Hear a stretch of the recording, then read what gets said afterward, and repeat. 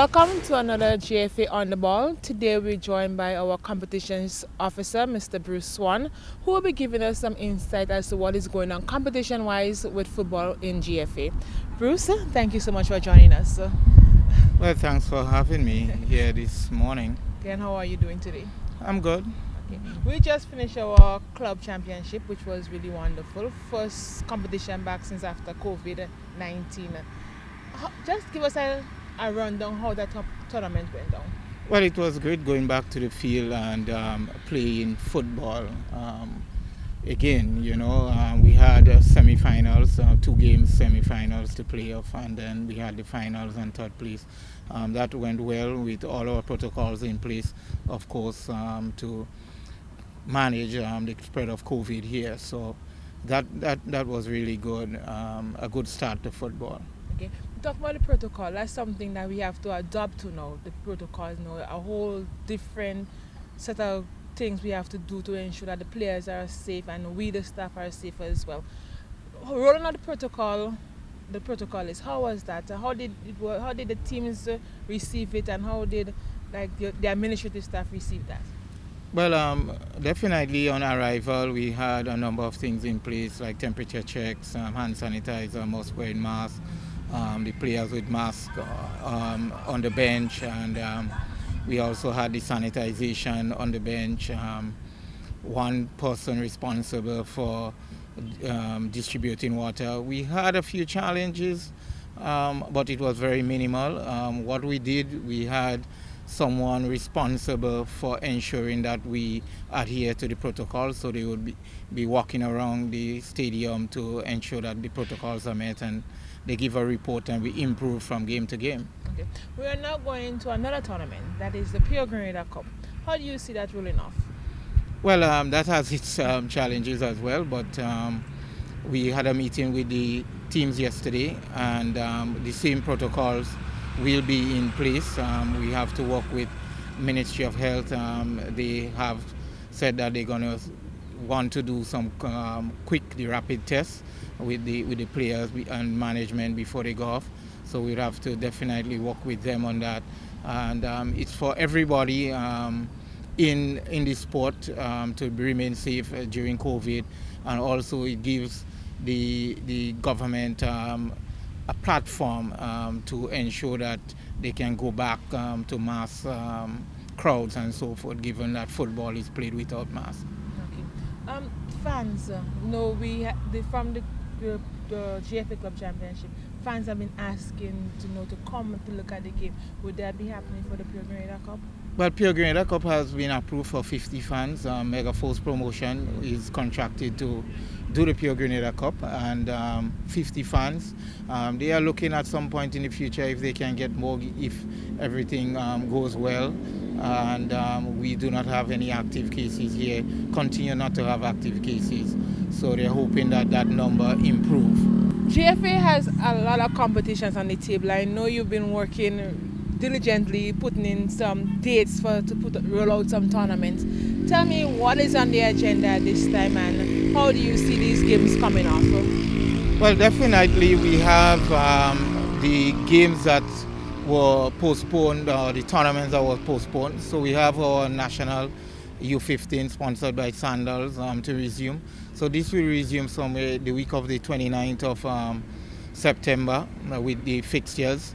We have extended or given a window where teams can add, because some teams would have lost some players due to parents not giving consent for them to play. So we have that window where they can add some new players. We only have 9 teams from the 16 teams that started. So this competition will now go into a one round among the 9 teams, and then certainly we'll have a semi-final and final. We intend to finish this early November.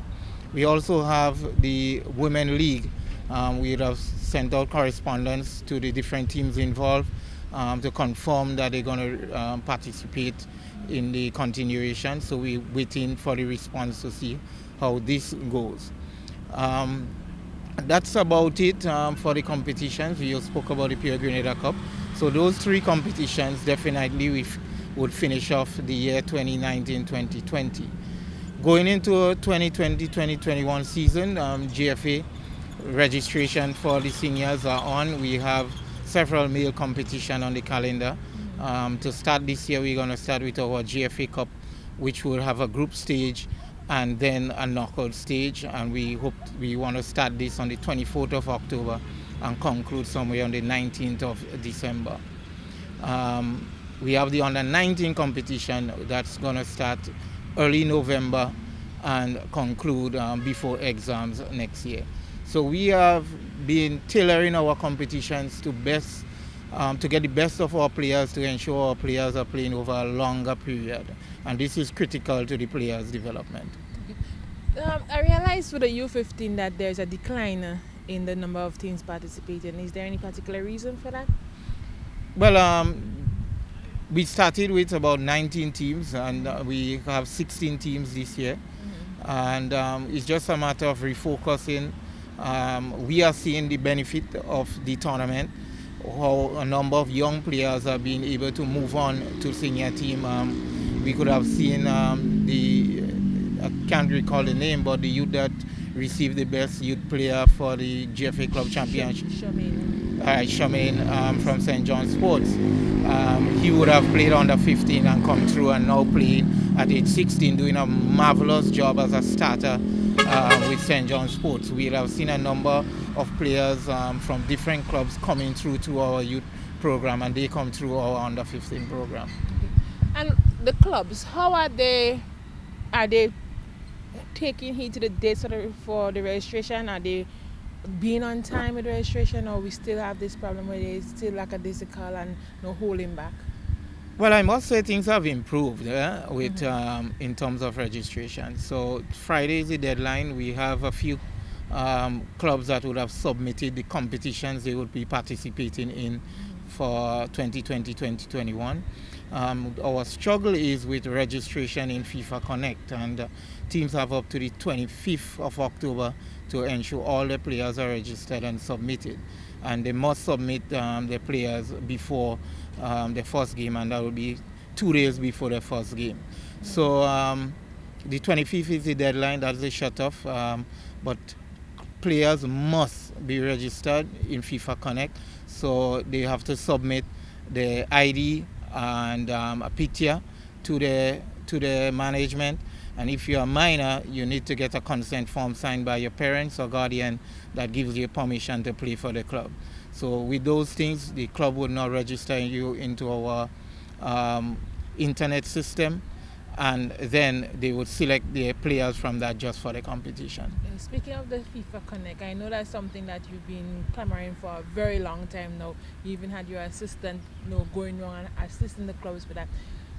Are the clubs still being delinquent, I should say, in getting that done, or is it something that we as an association need to go out more and assist them with?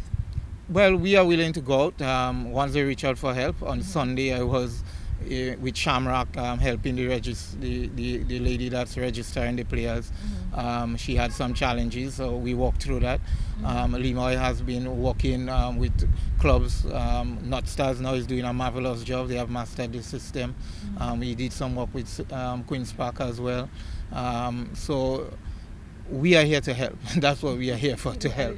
Right. So once you need help, we can come out, make an arrangement, and come out, visit the clubs, and work with them to ensure that all players. So again, all players age 10 and up with your club should be registered in FIFA Connect.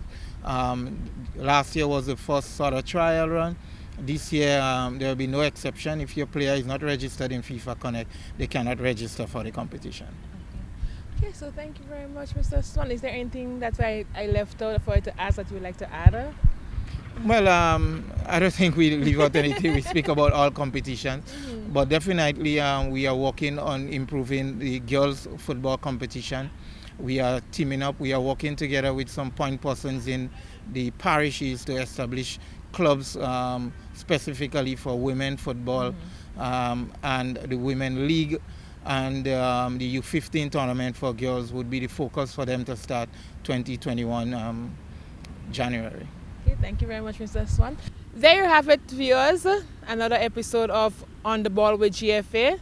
A very informative discussion with competitions officer Mr. Bruce Swan. Join us next time for another episode.